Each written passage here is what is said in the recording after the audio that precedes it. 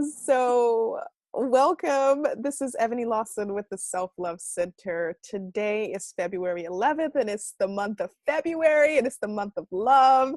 And today we are going to just be having a dialogue around how do you love yourself even when you don't like yourself? And this session is going to be pretty interactive since it's just the two of us.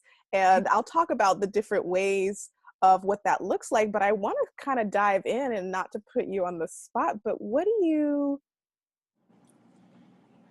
think of not liking yourself, what do you imagine that to look like? Not liking myself looks like just poor self-talk, not giving Yeah. myself enough credit, doing an amazing job at work or having an amazing moment with a friend, and then going back and thinking of all the things I could have done or should have said Mm, better. Just really not giving myself any room to be imperfect and just over critiquing and overthinking yeah. what I could have done rather than just celebrating what went well. Oh, I completely hear you. Yeah, that's exactly what not liking yourself looks like. I think I run into a lot of people that I work with, and even in myself, it's just that whole self-criticism, that self-doubt, and that overthinking about like, okay, why did I say this? Why am I doing this? Or just getting in your mind, just beating yourself up. Sometimes I hear people call themselves stupid, or they say, why am I so dumb? Or I should have known better, or just like being really, really hard on themselves. And one of the things that I wanted to share was just my own journey in not liking myself and how I got to a space where I can actually look in the mirror and be like, damn, I love myself. Like, you are awesome. Everything about you is great. And it took a long time to get there. And you and I know each other pretty well. So you know a little bit of my journey, but I'll share pieces of it with you, even in just the most recent years. But I do know that I grew up in a very oppressed household where my voice wasn't heard, it wasn't allowed. And a big piece of that was being told that my feelings didn't matter, or that my opinions didn't matter, or my voice didn't matter. And I specifically remember telling my mother, I must have been 9 or 10 at some point, and I was playing with a group of friends, and I remember feeling so left out because my sister was there with these other girls and they were just having so much fun. And I remember just getting this feeling of being left out. And I started feeling sad. And I remember going into the bathroom, and my mother came in and she's like, "What's wrong?" Because I'm crying. And I was like, "They won't play with me." And she said, "Oh, just suck it up. Get over it. Like, it's not that big of a deal. Go back there and ask them to play with you." And I just remember this sting, like automatically to my chest, feeling like, oh, that hurt. And as a kid, I didn't know what I could have said. I didn't know what I could have done to do anything differently. All I knew was that in that moment, I felt this soreness in my body, and it made my chest hurt. And I felt more sad.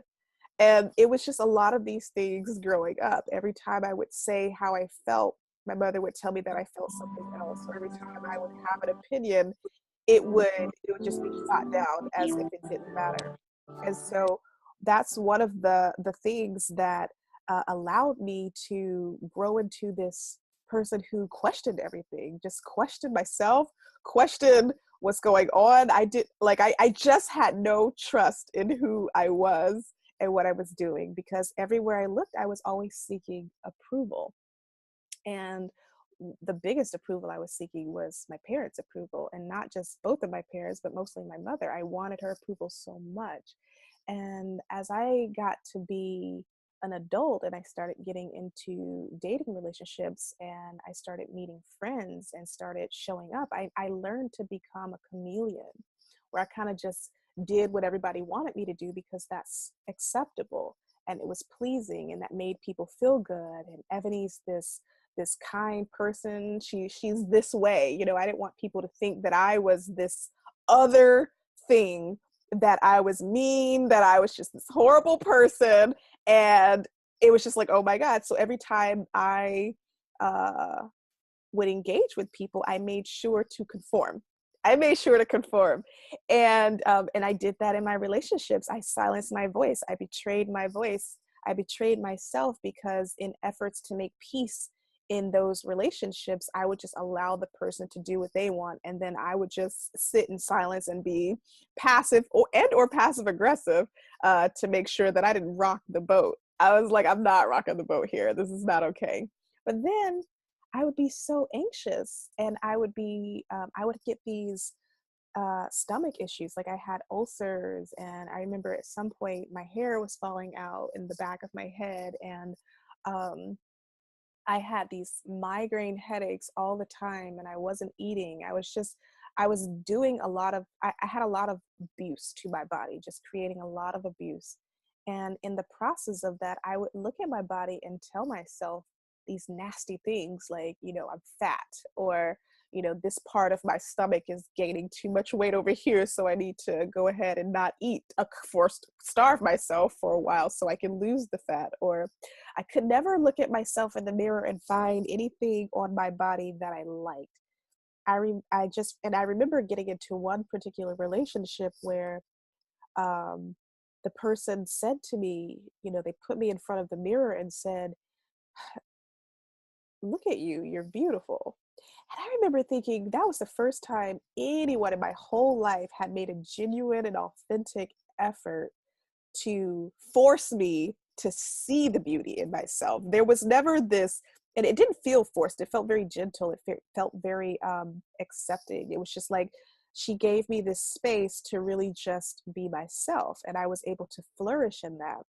And for the first time in my life, I started noticing me. I started paying attention, like, oh, I am good at this over here, or oh, I do like this over here, and oh yeah, I actually can use my voice. But it took someone to be very kind and create a non-judgmental environment for me to just sit and say, oh, okay, that's okay. It's not that bad. It took away some of that overthinking and that worrying about, how am I going to please this person? How am I going to make sure that they like me? How am I going to make sure that they stay and they're not mad at me? How am I going to make sure that I continue to be the most accepting girlfriend out of everything? How do I make sure that I'm the most accepting friend? I'm going to be there for you. I'm going to run hoops for you. I'm not going to set any boundaries. I'm going to do whatever you want because I don't want you to feel uncomfortable.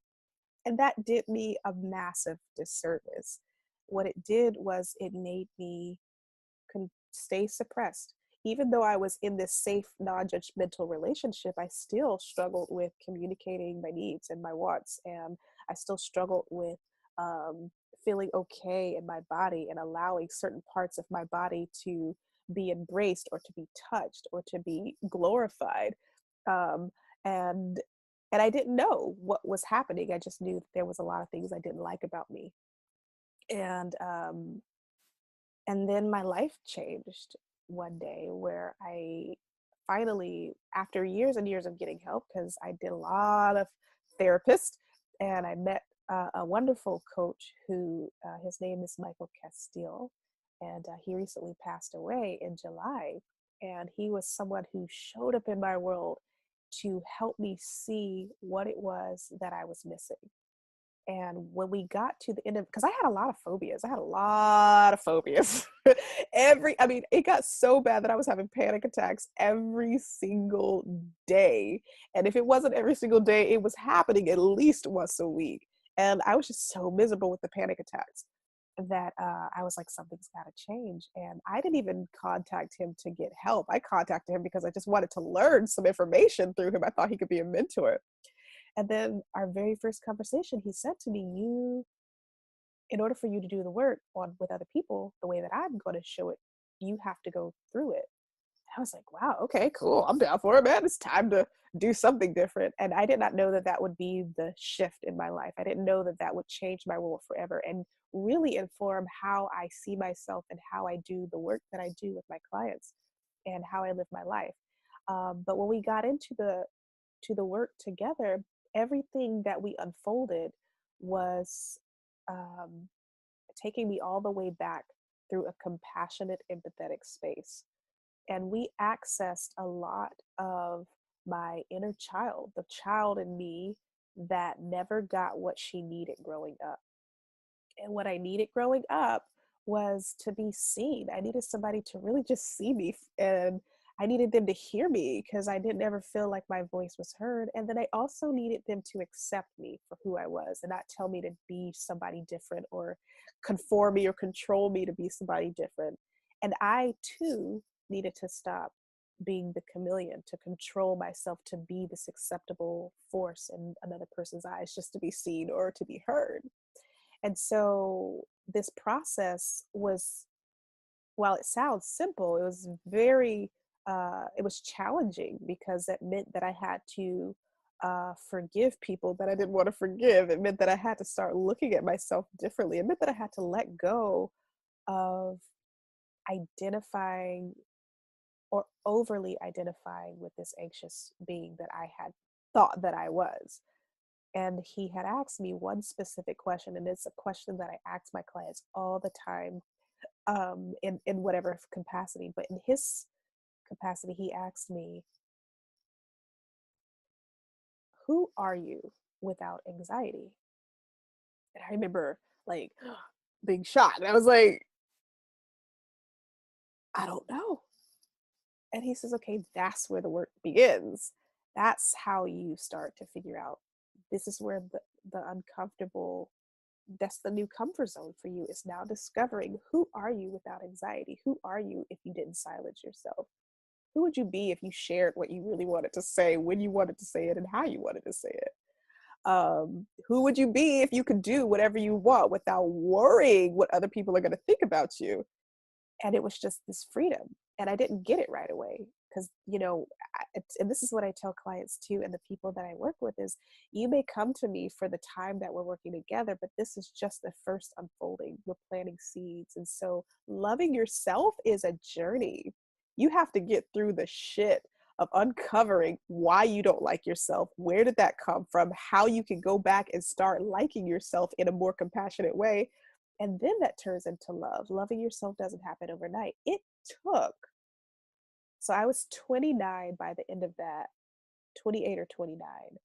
And maybe by the age of 32 is when I started fully being able to authentically and genuinely say, "Oh my God, I love myself," even with the flaws.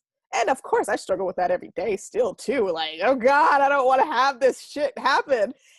And it's actually okay to have shit happen. Like, we need shit to happen. So one of the first things that I always invite people in, especially if you're listening, and maybe you're listening to this on a recording later, and you're like, "I don't know where to start," because the biggest question is how do I get started? I mean, I've heard self-love, I've done positive affirmations, I've done all these self-loving things, but nothing seems to work for me. And I feel like I've tried everything, and I don't know how anything could be different. Like, I don't know. And one of the things that most people are not addressing, and even in a lot of therapy spaces and a lot of coaching spaces, people are not addressing the inner child. And I know it sounds a little hokey, like, "Oh my God, I gotta go in and talk to my younger self. Like, how is that gonna really help me?" And then it's like, but that's the part of you that's being triggered. So whenever you feel triggered by something in your life, it's a conditioning or an old story that's happening in the back of your mind. And it's an automatic, so it's very subconscious, it's very deep rooted.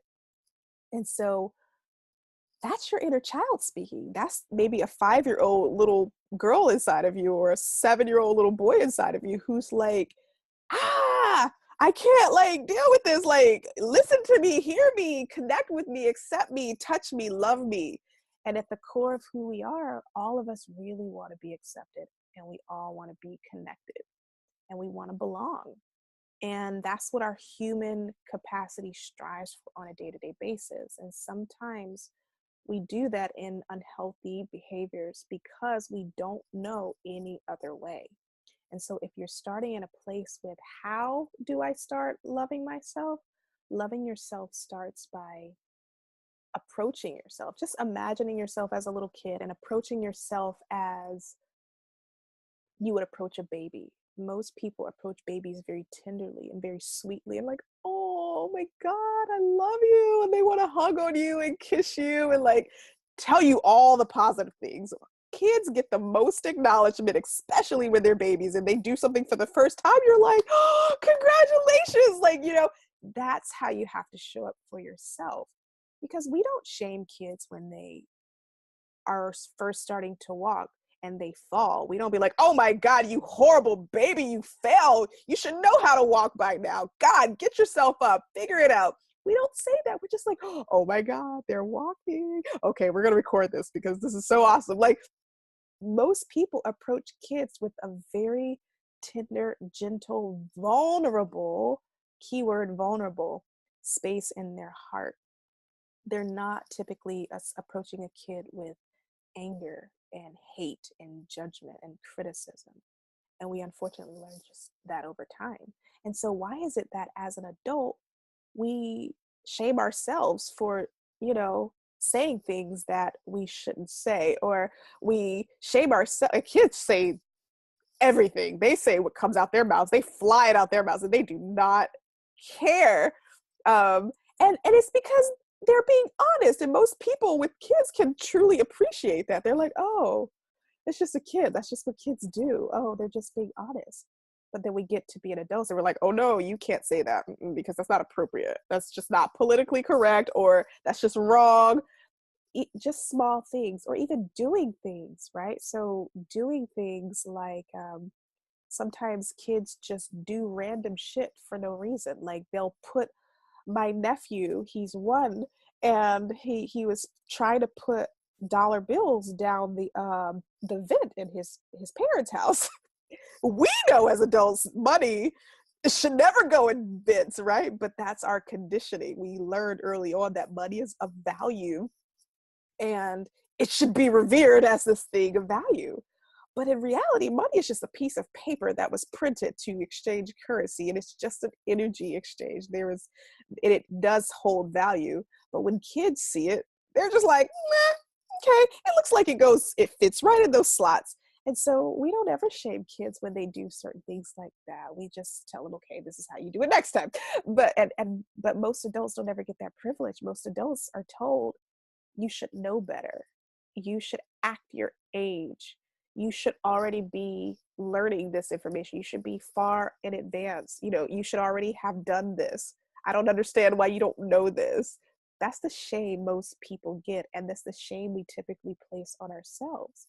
So if you are learning how to love yourself for the first time, and even just figuring that out, vulnerability is approaching yourself and sitting with yourself. And that means sometimes taking a journal. Like, I have a big journal, but I keep a bunch of journals around, and doing something daily to talk to your inner child, the part of you that was young and wounded and never got a voice.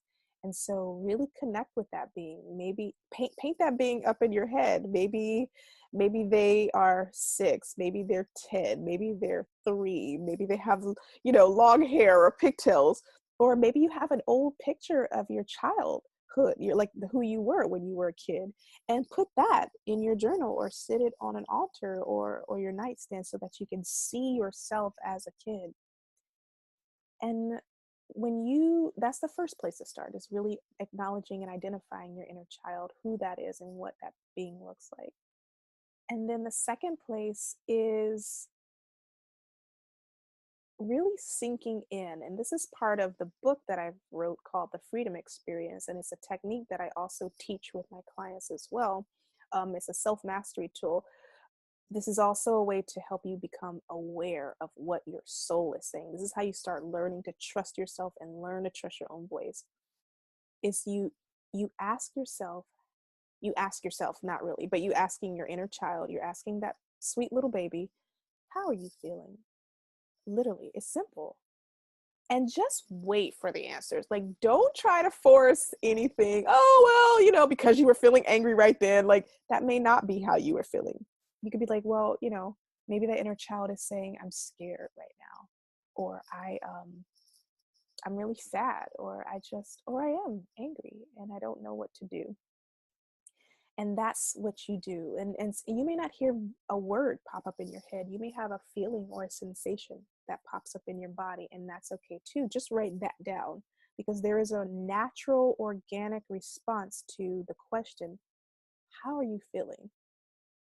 And we know as a culture, when people ask that to you in the adult world, oh, I'm fine, I'm good. That's not how you really feel. Kids will tell you how they feel, especially, and they may not have the words, but they'll tell it to you in an action, or they'll throw something if they're mad or have a tantrum. But most parents will say, that's unacceptable. You shouldn't be having a tantrum. Let me spank you for expressing how you feel. So we learned early on not to express how we feel. So it may take some time to really get in touch with what your inner child is saying if you've never really asked the question before. And then that's the first step. And then the second step, this is the reparenting step, being the parent that you needed, the authentic, vulnerable parent that you needed, And that parent,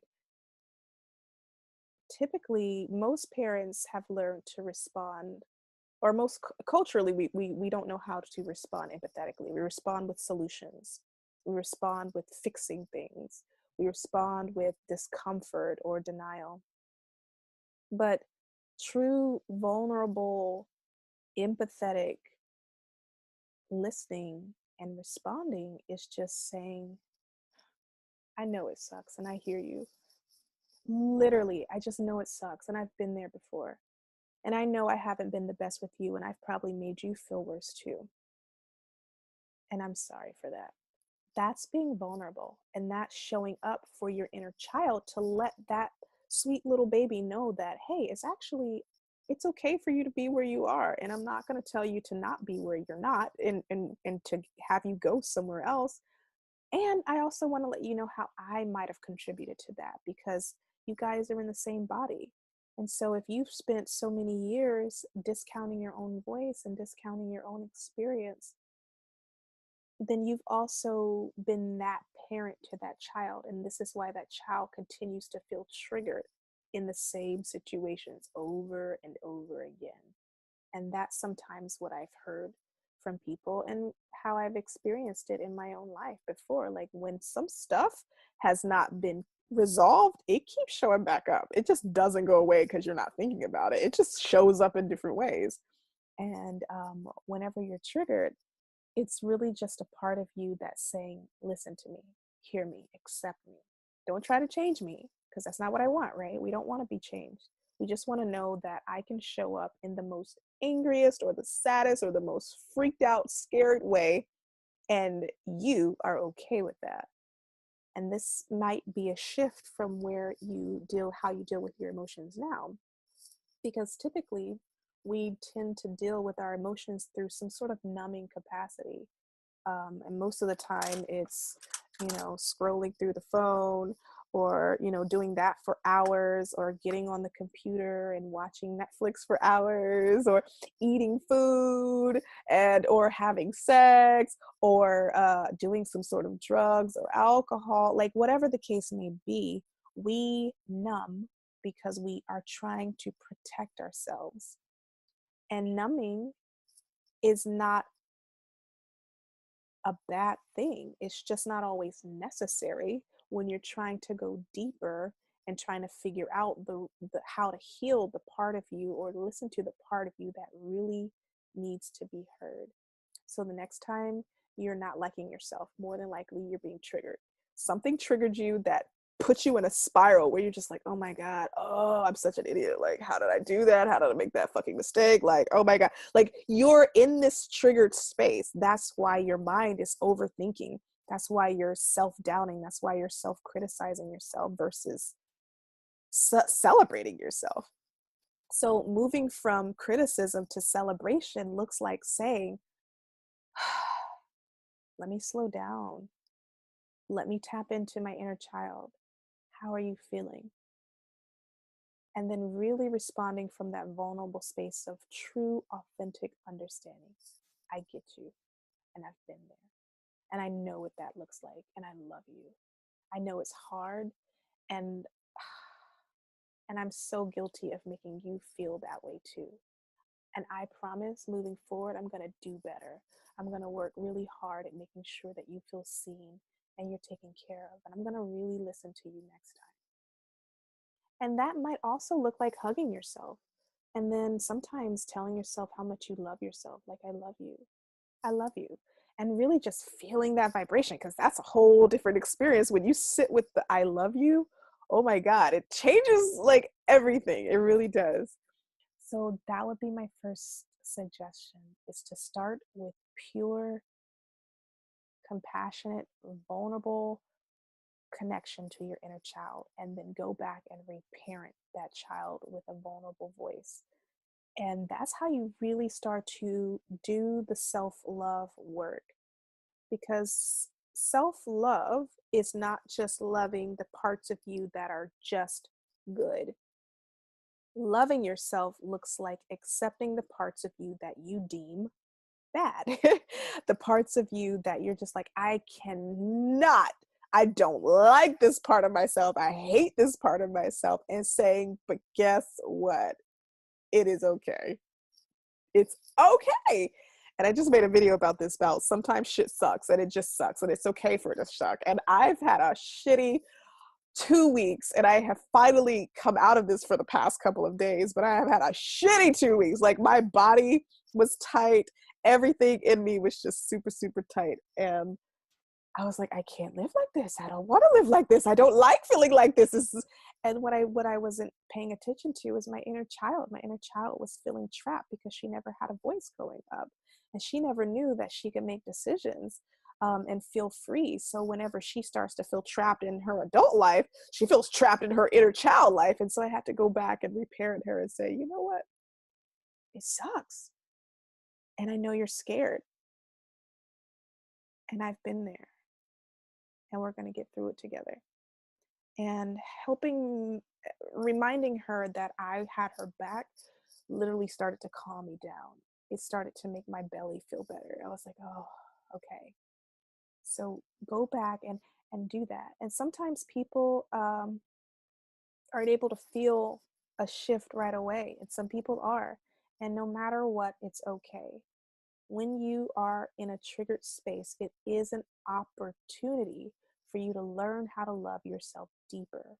Triggers are like the mini gateways to empathy, self empathy, because it raises you up to a level that's saying, all right, here's an opportunity.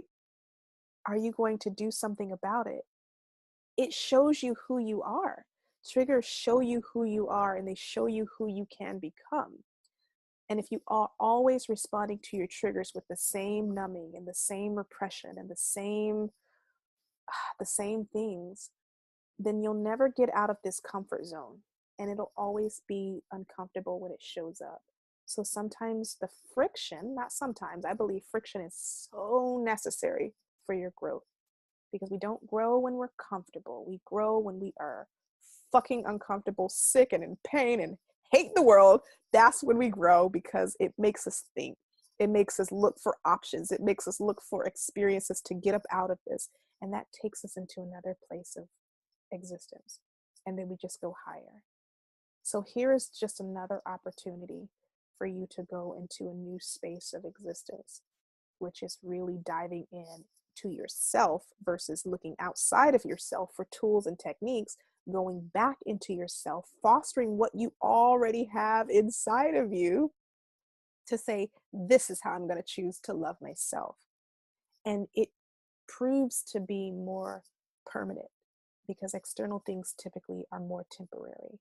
So, well, there's no such thing as permanency, so I shouldn't really say that, but it can be a lot longer of a time period between the time you were triggered here and the time you were triggered again in that same capacity. I mean, yes, I still have anxiety. It does not go away. And it's okay that it does not go away. Yes, I still find myself in these places where I want to control other people and be a people pleaser. And yes, I overthink and I worry, and it's okay. But it's like once I move back this layer, then I can meet it on this layer. And then once I move back this layer, I can meet it on this layer. There is no such thing as certainty. So there is never a true thing as certainty. So you will never have certainty. The minute you work on one thing, another thing will come in for you to work on. You work on that again and something else will come for you to work in. So the minute we can just sit and be like, oh, wait, actually ambiguity isn't bad. That's something that I have an issue with. However, ambiguity isn't a bad thing. It's actually called life. Life doesn't have these black and white end dates. It's like, all right, once you tackle this inner child today, you'll never have to tackle her again. And once you love yourself today, you're going to love yourself forever. It doesn't work that way. It never will work that way because it's called being human. And humanity exists in dichotomy. And dichotomy is this dual side. There's one side over here, there's another side over here. There's some sides under here, there's some sides up here. And so you really can't be in that space. Bye. And so a big piece of who we are is just loving everything about us, loving our nature, loving all of us, no matter what that looks like. So I encourage you, if you're trying to learn to like yourself or love yourself, start here. Start with the vulnerability. Awesome. So if you are ever interested in any of my services, I do teach this to you. And I give you the practical tools in our 3-month time together. And it doesn't matter where you are, I offer therapy or coaching. So we can do this from wherever you are in the world. And I can show you how to do it. Sometimes you might know yourself better in the space of, I need somebody to hold my hand through the process. And that's me. Like, I love having my hand held for the process, especially while I'm learning it. And it doesn't have to be so challenging when you have someone you can talk to. So if that's you and you know that you're a person who's like, you know what? Yeah, I've resonated with what you're talking about and I really want to go forward with that. Go onto my website, www.theselflovecenter.com, and go ahead and sign up for a consultation with me. And I'd love to chat with you about how we can get started working together. And then on top of that, these classes will be free twice a month. And I will have the link on my website under free classes. So you will always know which classes are coming up. And each month will have a theme. So right now we're in the month of love because it's February. And March will be, because it's the first day of spring in March, we're going to be talking about building things that are new, creating more abundance, creating more fertility in your life and more movement and what that looks like and how to create that. And we're going to offer hypnotherapy experiences with that. So look forward to it. I look forward to meeting you. Thank you guys for watching this video and being a part of my world. I love you, love you, love you, love you. And I hope you're having a beautiful Sunday. I'll see you on the next Sunday, which will be the 25th of February. And if you're not already on my newsletter, go ahead and subscribe to my newsletter. And it'll tell you when these updates are coming up. I send an email once a week and you'll have information on when the classes are coming up in case you forget and you want to register. Alrighty, much love to you guys. Peace.